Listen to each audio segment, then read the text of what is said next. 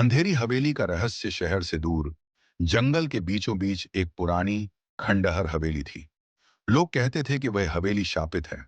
रात में वहां से चीखें सुनाई देती थी। कोई भी उस हवेली के पास जाने की हिम्मत नहीं करता था। रात का सफर एक रात तीन दोस्त अर्जुन, रोहित और सीमा साहस करने की ठानी और उस हवेली में जाने का निश्चय किया।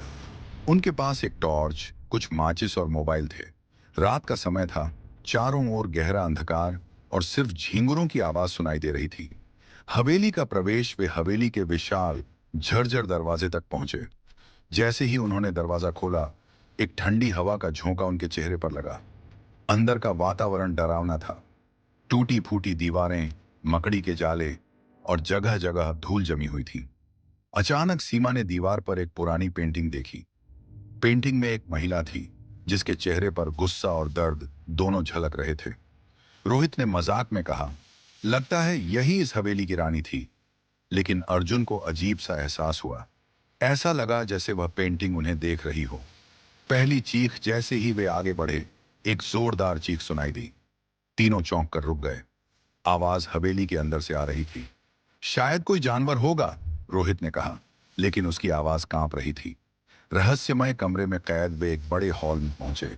वहां एक पुराना झूला झूल रहा था, जैसे किसी अदृश्य शक्ति ने उसे हिलाया हो।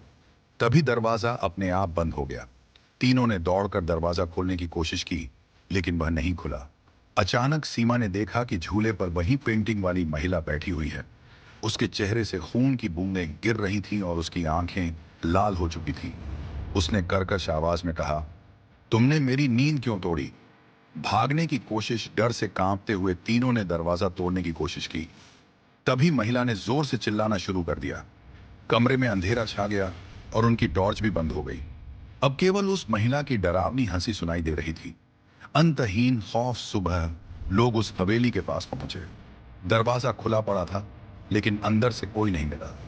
सिर्फ एक पेंटिंग थी, और उस पेंटिंग में अब अर्जुन, रोहित और सीमा की तस्वीरें थी। कहते हैं कि जो भी उस हवेली में जाता है, वह वहीं का होकर रह जाता है। तब से आज तक उस हवेली के पास कोई नहीं जाता। क्या तुम साहस करोगे उस हवेली में कदम रखने का? कमेंट में लिखो। तब तक के लिए बाय। हम मिलेंगे अगली भूतिया कहानी के साथ।